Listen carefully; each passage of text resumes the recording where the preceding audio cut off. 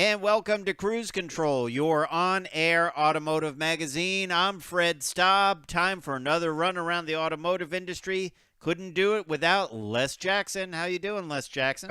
You're absolutely right. I have the keys You have the keys to the to the automotive industry. to the cruise control van. And We haven't where run would that we in a be? while, yeah. No, you're assuming it would run again. Yeah, that's true.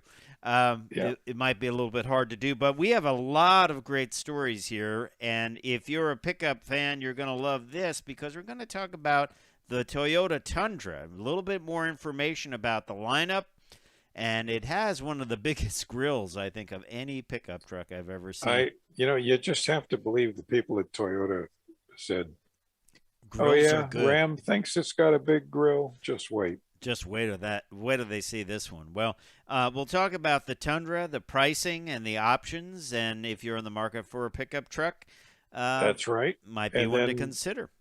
That's true. And then down here, just down the road, the Insurance Institute for Highway Safety, their new tests are very rough for compact CUVs, Well, which, they always they what do you figure? Every company makes at least one of them. yeah, and they design their tests for the vehicles people are buying. And Yep. this is a type of vehicle people are buying, so it makes sense. We'll tell you why it's so rough for them. And then, Les Jackson, you don't have to spend a lot of money to get a new car. What about a Kia Rio? Yes, they still build the Kia Rio. It is a sedan, and it can be had for under $20,000 with a full complement of safety items. We'll take a look at this vehicle. If you're on the market for a new vehicle, maybe it's a first car for somebody. Wouldn't be bad first car, would it? Wouldn't be bad at all. And it actually looks much bigger than the original Rio. It almost looks like a Uh, Golf, doesn't it? it does. It does. I'm anxious to check one out. Yeah. And we're going to talk tech a little later. This time, how would you like to tune your radio with holographic controls? You So might get the option. One of the you might be manufacturers. able to. Yeah, and we'll tell you about that technology. It's something you're probably going to be seeing coming to a vehicle near you, and why it's a good thing. We'll also talk about the Volkswagen Jetta and the costs of that. And then we're going to tell you about a vehicle that's been around for a long time. If you've been reading Hot Rod Magazine, you know about this Project X vehicle. I think it goes all the way back to 1957. And this vehicle has all kinds of different powertrains in it. Well, now it's gone electric, and it was shown at the Wow. SEMA show for the SEMA show that happened this week in Las Vegas.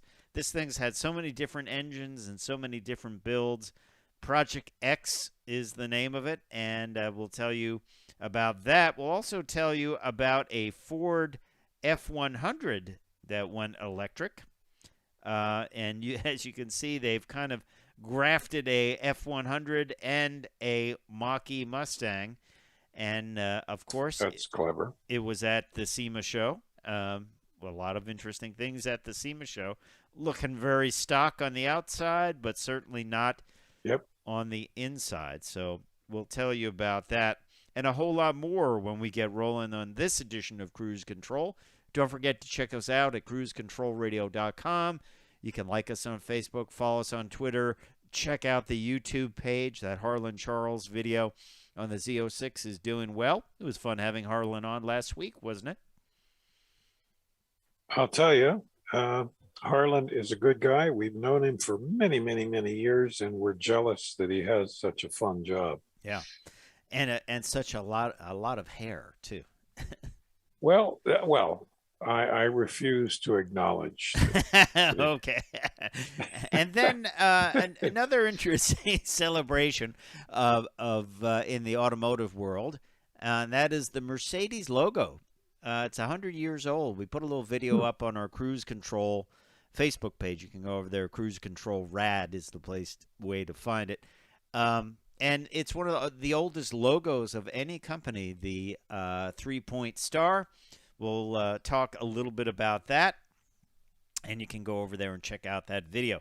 It's all coming up on Cruise Control, your on-air automotive magazine. I'm Fred Staub. He is Les Jackson. We will be right back.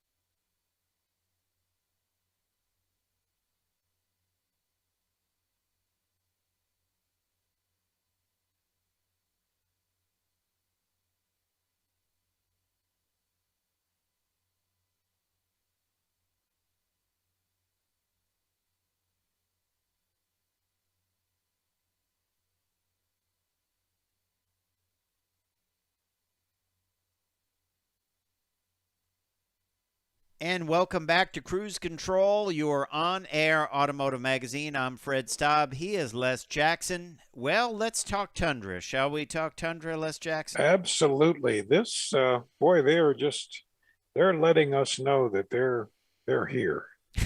and Yes. and what was that Broadway show? Hey, look me over. Hey, look me over. Yeah. Uh, it's not going to be a cheap vehicle, that's for sure. We'll go through some of it. Uh, and the price increases are pretty steep, but you're getting a lot Yeah, for it. But let's hit the highlights first on this. If you're not familiar with this, its standard engine is what they call the iForce 3.5 liter twin turbo V6 that knocks out 389 horsepower, 479 pound-feet of torque. And you can get a little bit more power, a little bit more punch if you go for the iForce Max powertrain, which gives you 437, 583 pound-feet of torque with up to 12,000 pounds of towing capability. There's a 14-inch touchscreen with an all-new audio multimedia system. The Toyota Safety Sense 2.5 active standard is on all grades. And an EPA estimated fuel economy of 20 miles per gallon combined on the iForce 3.5 liter twin turbo two-wheel drive model.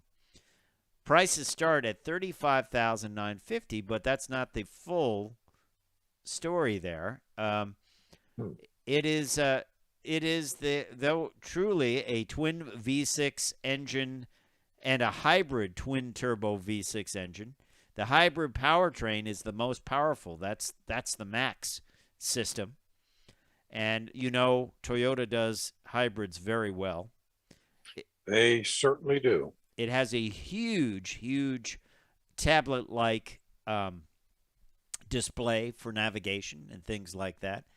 And it's got all kinds of interesting technology, including exhaust cooling with computer-optimized exhaust valve shape, an integrated exhaust manifold and cylinder head design that uses the same water jacket.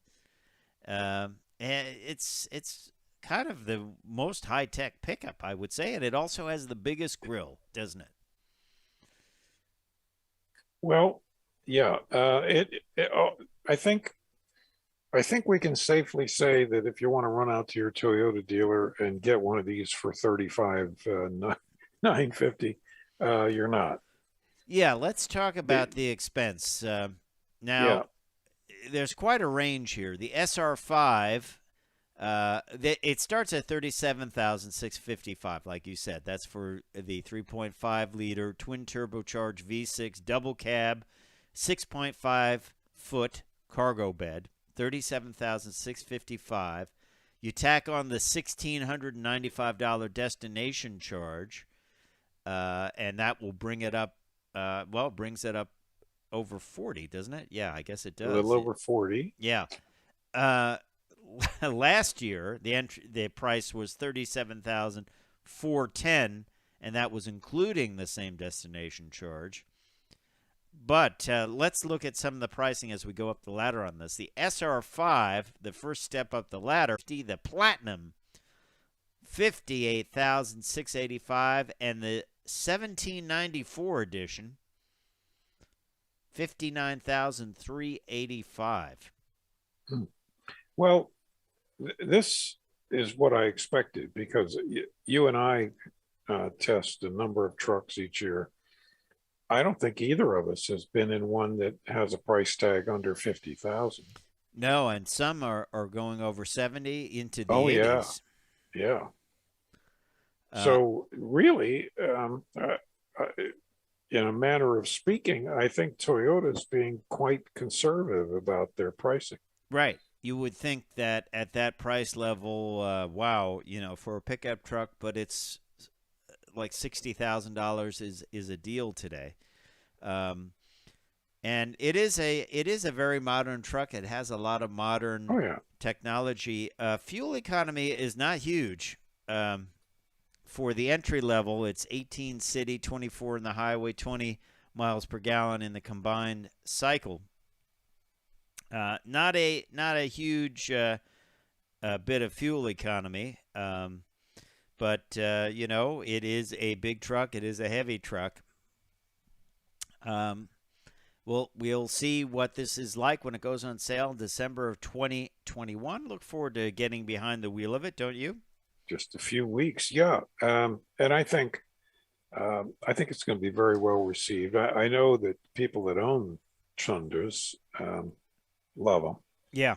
and they keep them forever.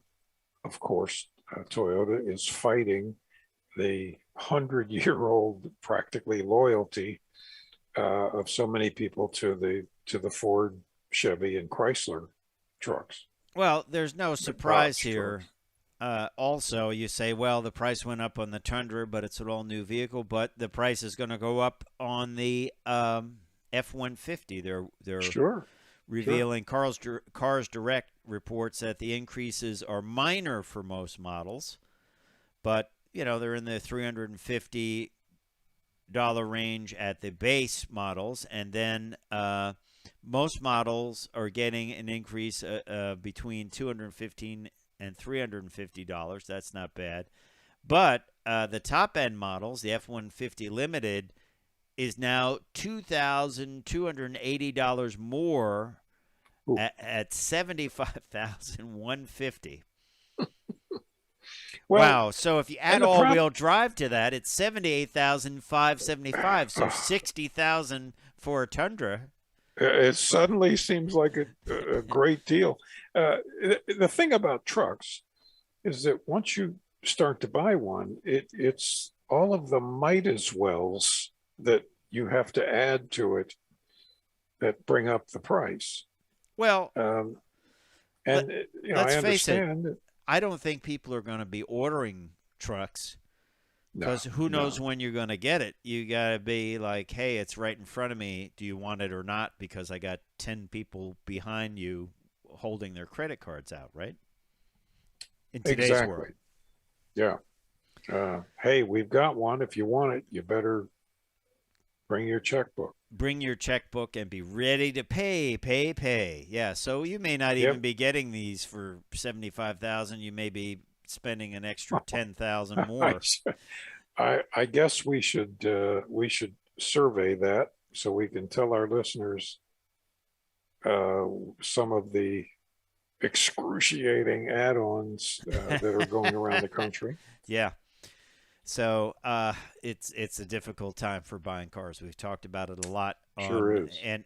and with that in mind, I figure we'll jump right to this story. BMW is removing touchscreens from a number of their models due to the chip shortage. The models are the 3 Series, the X5, the X7 will all lose their touchscreens due to the chip shortage. This was confirmed by Edmunds, and the news came out at the Beamer Fest in the Beamer Fest forum. Um, this is big news. I mean, I think they're creating a list of cars as this chip shortage goes on that it's going to be kind of bizarre. And you buy this thing used in a number of years, and you'll think like, well, why doesn't it have a touchscreen? It's like, oh, it was one of Yeah. the chip shortage. Why doesn't this have start stop? Oh, it was one that was built during the chip shortage. It's kind of Well, but first of all, let me ask you, how many people, customers, do you think really care whether a car has a touch screen or not? they'll care once they realize their buddies has one and theirs doesn't. Yes, but if you get $500 credit, Yeah. um, well, I think I would take the $500. I just don't care about touch screens. Well, it's funny. It's a big thing over at Lexus and Toyota because they, for the longest time, were using those pads on the console, sort of like a, Well, a laptop yes, pad, and they've just made the big switch to touchscreens, pinch and swish and all that, move your fingers around just like your cell phone. Um, it's just, yeah, you get some money off, but you and also you're what's also BMW doing to replace it? they're What? not they're not, and Well, you there's have to nothing. control the screen You somehow. use the knob on the Well, okay. In the case of BMW, that's awkward. and then you're losing the backup assist as well, an auto backup feature. Wow. Okay. Yeah, I never thought I'd see that's this different. in a line of article. Vehicles without touchscreen functionality should be arriving at BMW dealership soon. Hey, congratulations! The model with less features is now available. That's Enjoy right. your $500. Um, yeah, I don't Hmm. know. I mean, how would you feel if I mean something like start stop? Will this affect Will this affect sales in the future? I don't know. I mean, what else No, can you I drop? start stop. I think people won't care. Because they Um, shut it off. They'll say, "Hey, it's a feature. I don't have to shut it off." yeah, That's a benefit. but other features, backup assistant. I don't know. Yeah, People like that. people like that. It's just I don't know. Yeah. I think there should be a way to add the stuff back when it becomes Well, available. I think they'll figure it out Yeah, eventually. yeah, But again, this goes with what we've been saying for the last several months. If you don't buy a new car now, yeah. It's if you can avoid it, don't do it. yeah, just don't. Yeah. You're not going to get anything for any kind of a deal. No, you're not, and you're just going to get a vehicle at a much higher price. Many people Yep. I know, vehicles that they were looking at used quality vehicles, the thing is $8,000 more. I think Yes. it was a Ford Yes. Edge a friend was looking at. And he said he looked at it because he needed a car because one of his kids were leaving and going to college and taking the car. And he looked at a off-lease Ford Edge and a year ago, almost exactly. And now it's $8,000 more. Can you believe that? I'm getting mailing, cards from dealerships, in the junk mail, and they're saying, we'll give you $3,000 more than your car shows in the blue book. You just wish you had like 5 extra cars and just say, sure, Well, yeah, bring your car uh, carrier, come on by. that's right. And well, it's. I hope this kind of Uh, gets under control pretty soon. well, I'll tell you, I saw something interesting on the web. There are these guys that are buying flood damaged cars and repairing them and selling them with a salvage title. At least they say they're selling This them. is, well, So it's just any don't car, buy one of those. it's any car and just anything to get people around, and they're like, well, it only has 136,000 and it doesn't smell too bad. We'll wash the carpets. I mean, anything to get people in a car because there's no cars around. I rode through Right. Car Row by me and it's just desolate.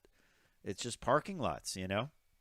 Ford had like 4 F-150s behind that looked like new vehicles. Maybe they were waiting to finish them off. But hey, let's talk about this IIHS side impact crash. Only one small crossover did well in it, and it is the Mazda CX-5. I think we told you about this a couple of weeks ago. This is a new test by the Insurance Institute for Highway Safety, not far from where Les is sitting. Nope. And here's how they do it. They perform it by striking a stationary vehicle with a moving barrier. Previously, the test utilized a barrier weighing approximately 3,300 pounds, moving at 31 miles an hour. The updated barrier is 4,180 pounds and moves at 37 miles an hour. They say that more accurately represents a typical That real-world is much scenario. closer to the average weight of what's out there. It's like getting T-boned by a 2-ton SUV rather than a car. And it doesn't sound like a dramatic increase on paper, but it is. It produces 82% more energy than the old barrier. Well, yes, it's 1/2 mass times velocity squared. That's the force That's the force. that's hitting you. And it's, you're reaching equivalents of being hit by a train, moving at low speed. But still, the blunt trauma of the force is huge.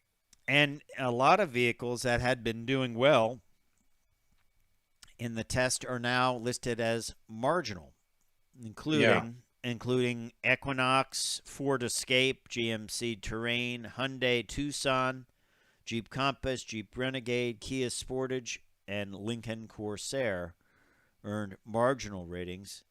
And the Honda HR-V and Mitsubishi Eclipse cars received a poor rating. Now, what happens in this case? What happens in this case is these vehicles were built to the old spec, weren't they?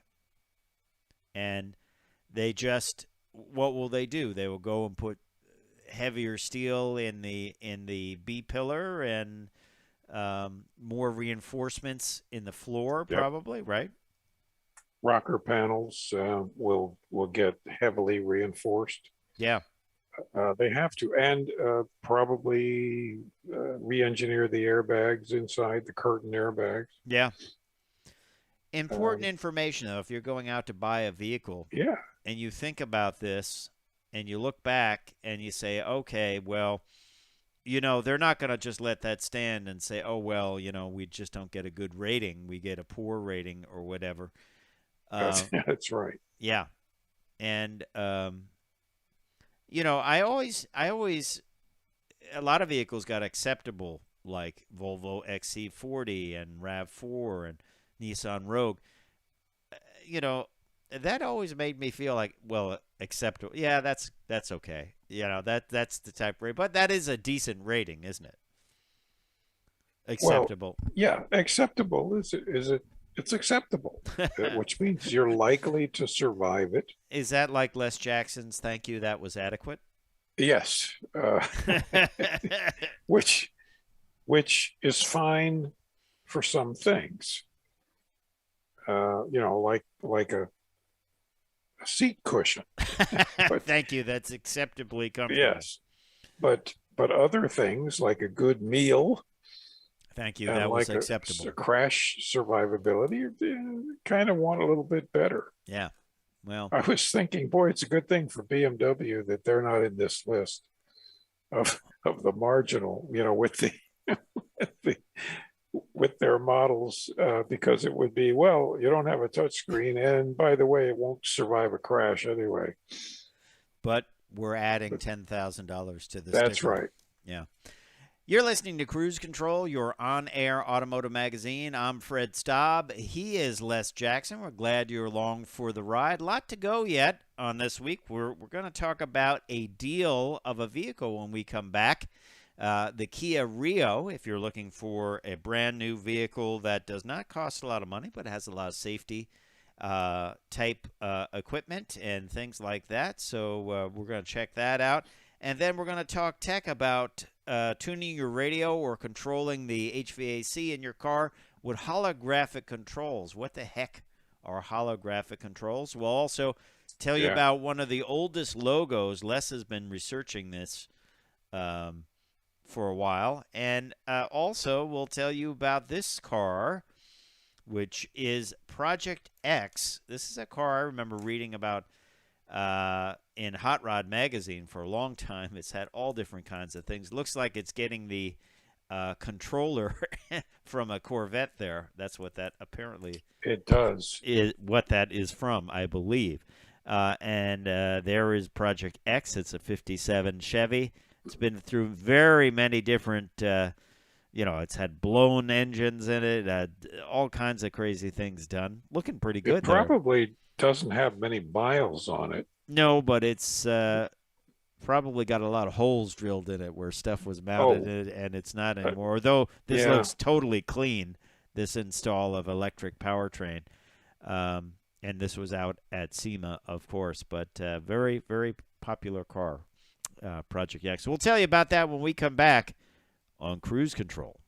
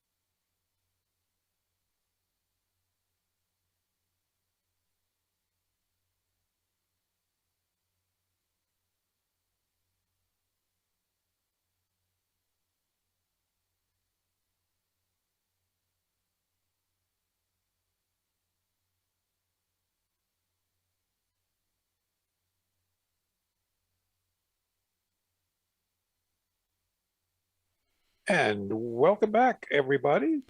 We are still on Cruise Control. Les and Fred here. And before the break, actually earlier, we mentioned we were going to talk about the new Kia Rio. And Which is, that's it's not always, it. That is not a Kia Rio. It's a very handsome looking Kia Rio. There but you it's go. Not, there it is. And which is also handsome. Yeah. And it's been around for quite a while. It keeps growing in size. Mm-hmm. But the big thing is it's a Kia, which means it's a good car. Yep. And it's also very, very inexpensive. Yeah. We're talking well under $20,000. Trim levels, there's two trim levels. There's the LX, which starts at 16,150, and the S, which is 16,790. This is the hatchback Rio and Rio 5-door. You get your choice. I like the 5-door. It looks kind of sporty. Yeah, I do too. And fuel economy is huge. It is 41 highway, 36, 33 city, 36 combined, which is not bad at all. You do have to pop for some optional things, driver assistance features, but they are available, including forward collision avoidance with pedestrian detection, high beam assist, lane departure warnings, lane keeping assist, rear occupant alerts. That's optional in the S trim. I don't think I have an actual price on that for that. Yeah, I'm just looking for that. I didn't find it. Yeah. The 5-door is a little bit more expensive. The S is, I believe, the only model available in the 5-door. It's $17,090, excluding the $1,000 destination. 120 horsepower, 1.6 liter 4, and then that has all the available features as well. You have Android Auto, Apple CarPlay. I think it's a clean-looking little car, even probably if you tick all the boxes on this vehicle. It would probably come in still under $20,000, wouldn't you say?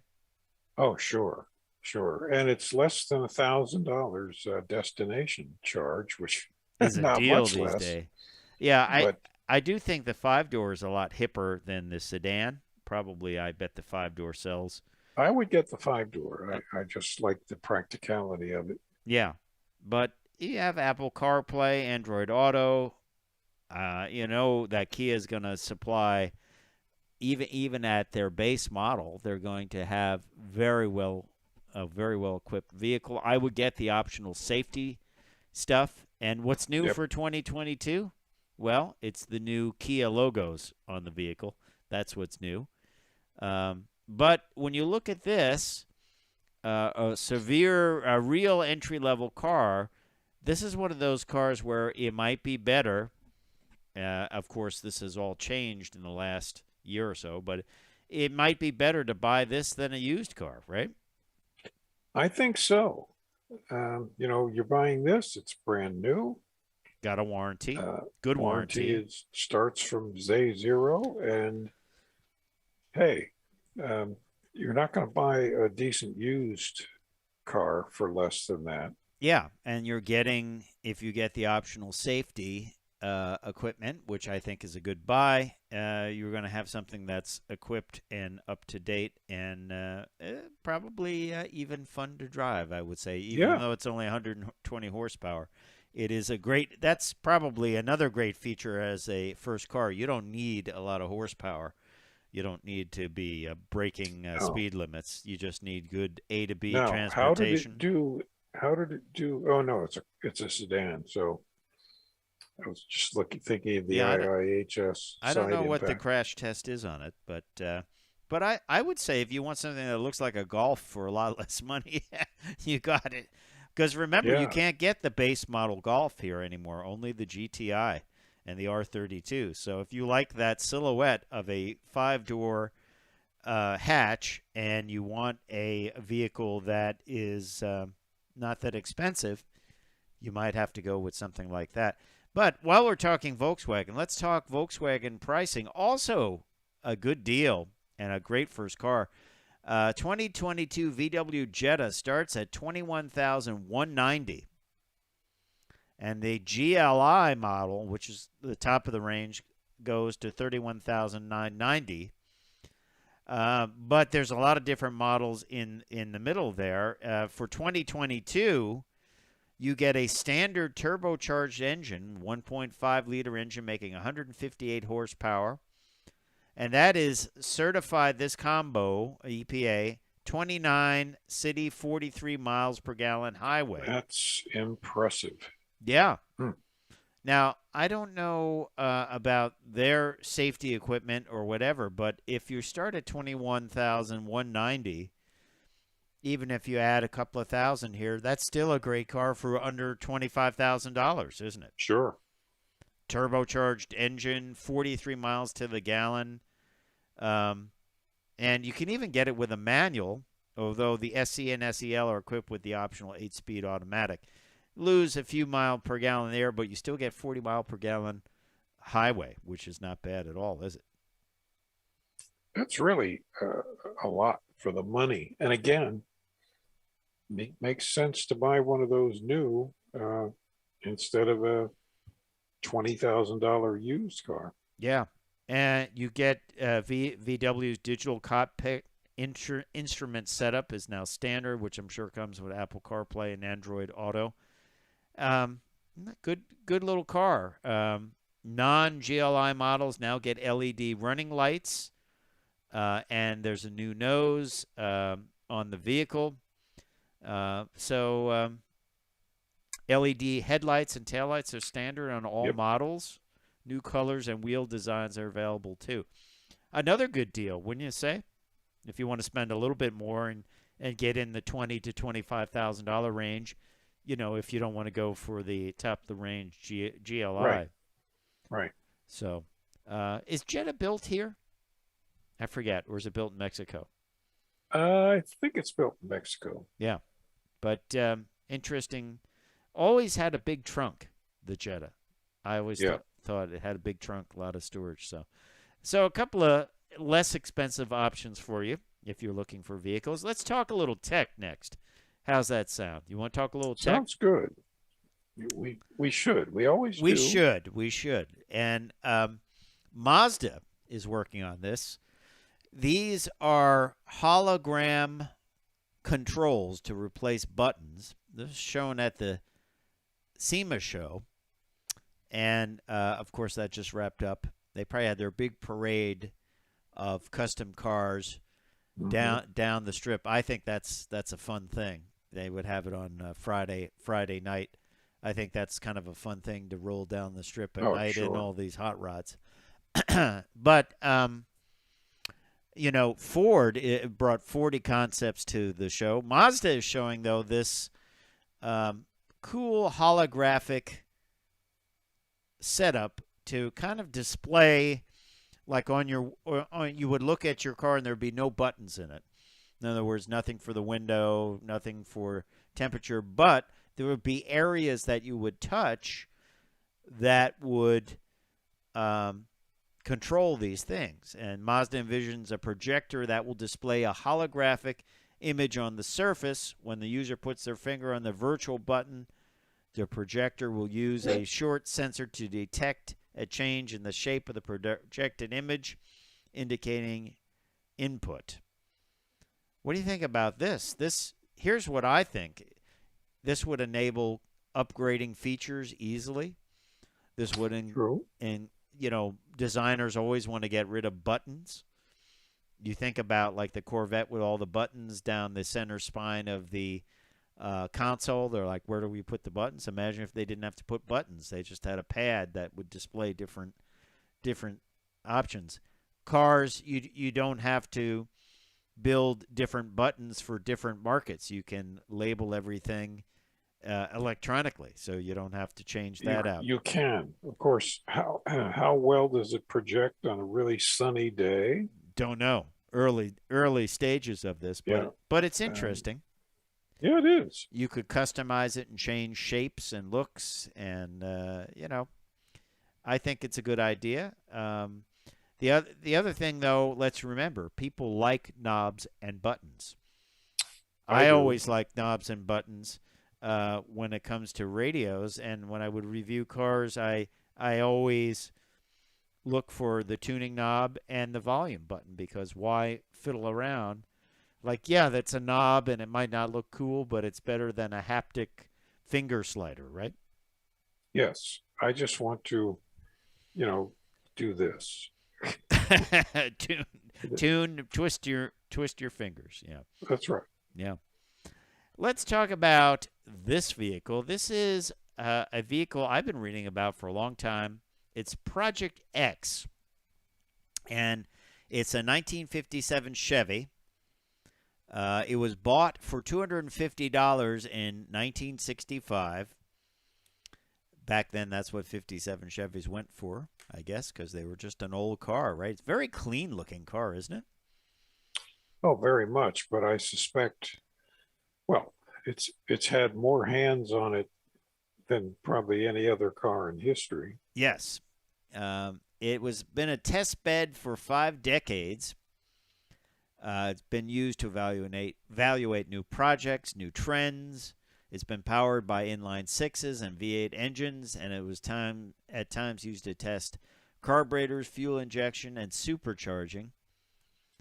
It's been reimagined so often it's called the $1 Million Chevy, and it's been reimagined once again from Cagnazzi Racing. They replaced Project X's supercharged LXX V8 with an electric motor that delivers about 340 horsepower, 330 pound-feet of torque. It's being evaluated for potential use as the next generation Chevy performance product that is developed around a modular concept that would allow customers to scale the pack capability based on range, cost, packaging, and weight considerations. In Project X, they have a 400-volt proof-of-concept lithium-ion battery that stores 30 kilowatt-hours of electricity, which is enough range for weekend cruising. Notice they don't say what that is, because I think everyone cruises differently.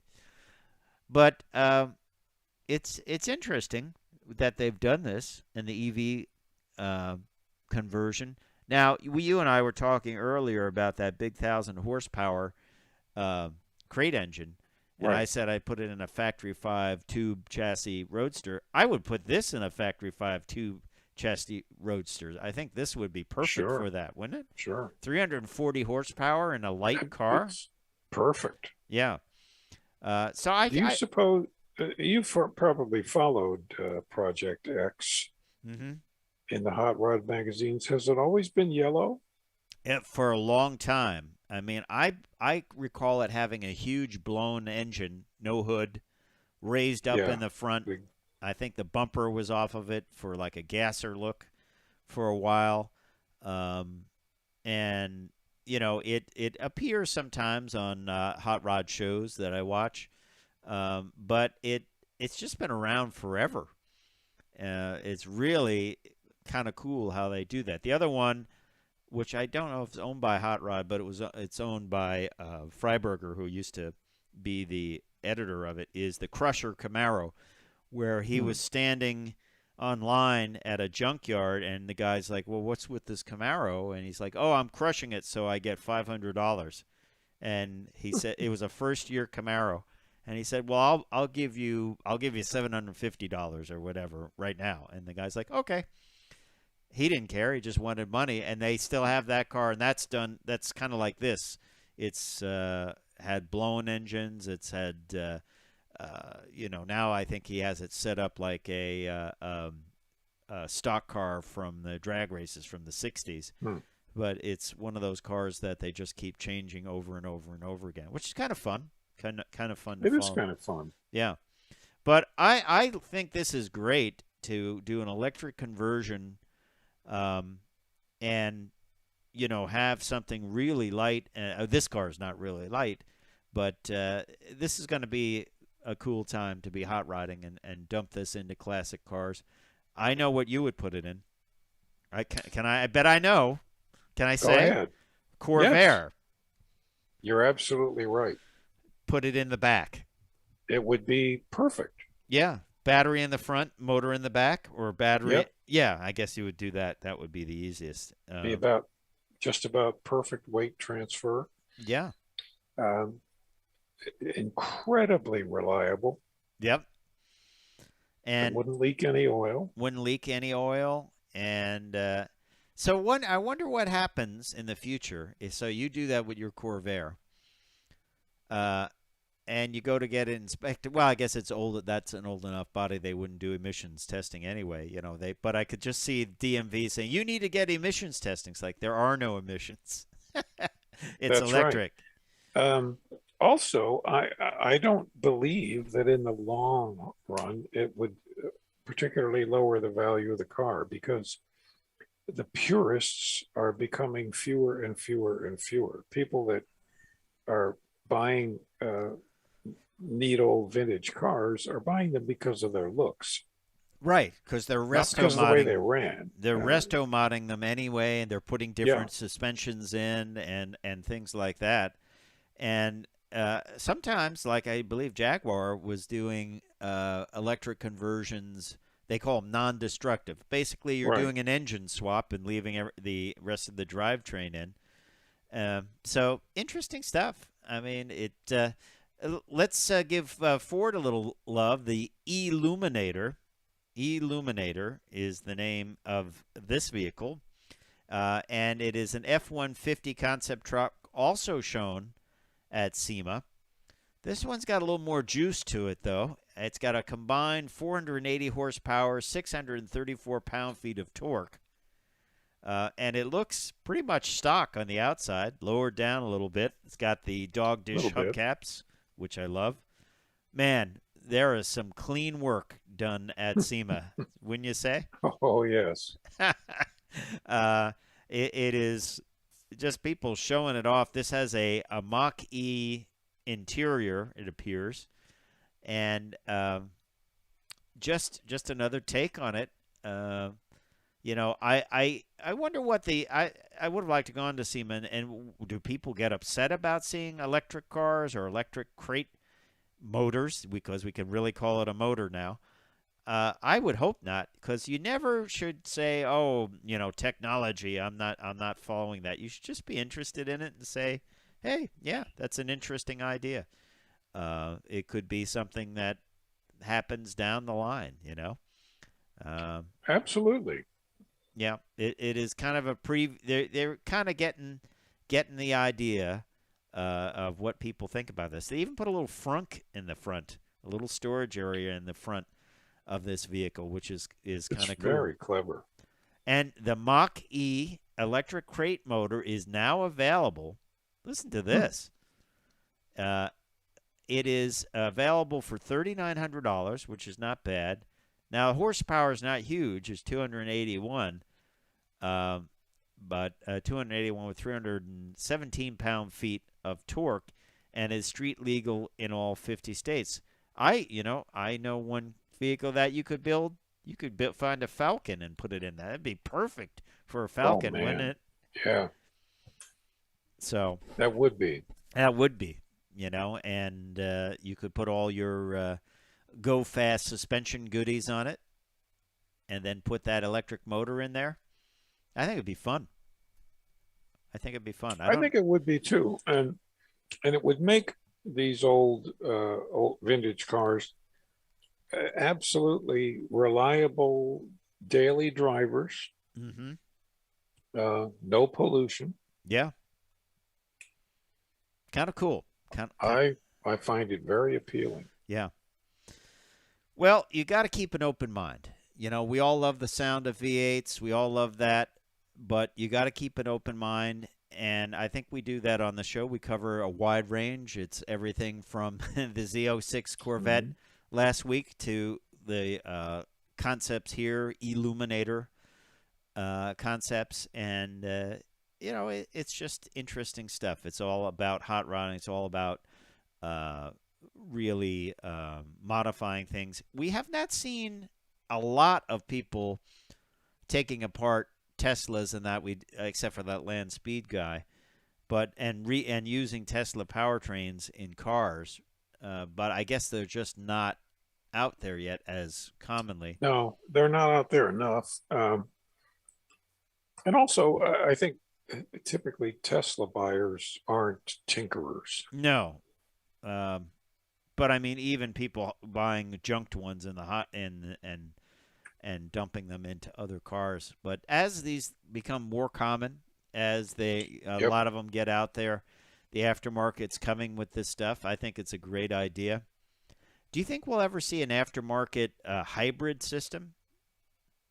I think so.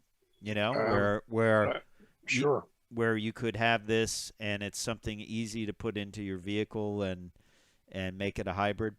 Yeah. Let's talk about one more thing this week on cruise control, and you can go over to our Facebook page, which is Cruise Control Rad, and check this out. We have a little video from the folks over at Mercedes. The Mercedes three-pointed star, has been around for 100 years, and Mercedes is celebrating it. In its current form, 2021 marks 100 years of the Signet. That's what they call it.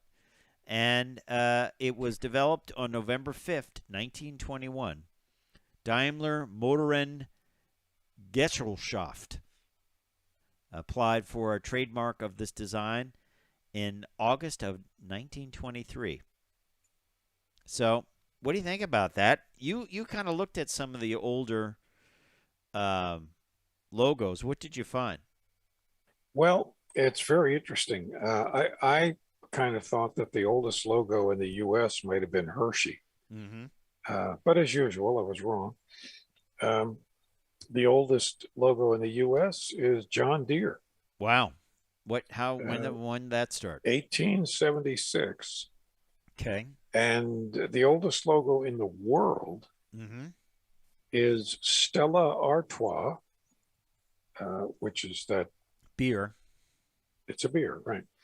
Uh, the logo was first used in 1366. Wow. So I That think does beat Mercedes significantly. that is right. And then Twining's Tea is 1887. Wow. Bass Ale, 1876. Shell Oil, 1904. Wow, that goes back, and that's a great No, logo. That yeah, is and that's a great logo.